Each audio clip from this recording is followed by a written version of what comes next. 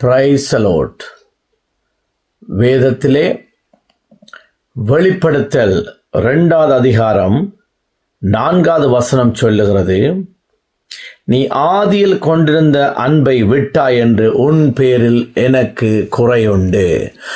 ஆதியிலே நீங்கள் ரட்சிக்கப்பட்ட நாளிலே தேவனோடு இருந்த அந்த மகத்துவமான ஐக்கியம் இன்று குறைந்து போய் நீங்கள் தேவனுடைய சமூகத்தை விட்டு விலகி நிற்கிறீர்கள். அவருடைய பிரசன்னத்தை விட்டு விலகி இருக்கிறீர்கள். அவருடைய திருச்சபையை விட்டு விலகி இருக்கிறீர்கள் என்று சொல்லி ஆண்டவராகிய தேவன் உங்களை மீண்டும் எச்சரிக்கின்றார். ஆதியிலே நீ என்னிடத்திலே கொண்டிருந்த அன்பு இப்போ எங்கே என்று ஆண்டவராகிய தேவன் பரிதபிக்கின்றார். ரட்சிக்கப்பட்ட காலத்தில் நீ ஓடோடி வந்து நீ என்னுடைய சமூகத்தில் ஜெபிப்பாய், ஓடோடி வந்து என்னுடைய நாமத்தை மகிமைப்படுத்துவாய்.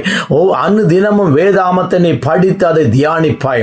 இன்று நீ அதற்கு உண்டான நேரங்களை எல்லாம் நீ வேறு எண்ணத்துக்கோ செலவழித்துக் கொண்டு என்னுடைய சமூகத்தை விட்டு விலகி போய் நிற்கிற என் அன்பு தேவ பிள்ளைகளே, என் அன்பு சகோதர சகோதரிகளே, ஆண்டவராகிய தேவன் இன்றைய நாளில் இந்த வருஷம் முடிய போகின்ற கடைசி மாதத்தில் நிற்கின்றோம். ஆண்டவர் நினைவூட்டுகிறார், உன் ஆதி அன்புக்கு நீ திரும்பு. நாட்கள் நெருங்குகின்றது.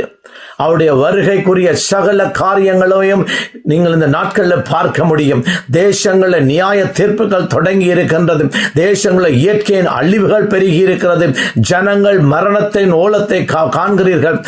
ஜனங்கள் படுகிற இன்னல்களை காண்கிறீர்கள். இனியும் காலம் செல்லாது, இதோ வருகிறேன் என்று சொன்ன தேவன் மீண்டும் வரப்போகின்றார். அதற்கு உண்டான சகல ஆயத்தங்களும் எல்லா இடங்களிலும் நடந்து கொண்டிருக்கின்றது.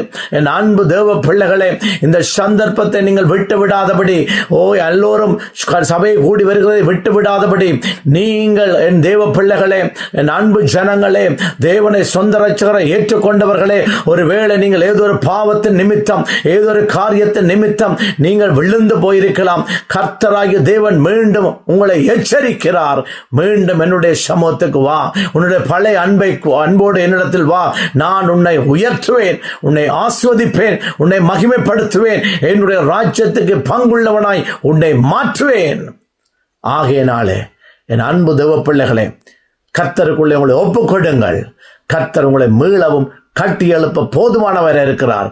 ஆதி அன்புக்காக பரிதபிக்கிற தேவனுடைய சமூகத்துக்கு ஓடி வாருங்கள். ஆண்டவராய் இயேசு கிறிஸ்து நாமத்திலே ஜெபித்து உங்களை ஆஸ்வதிக்கிறீர்கள் நல்ல பிதாவே. ஆமேன், ஆமேன், ஆமேன்.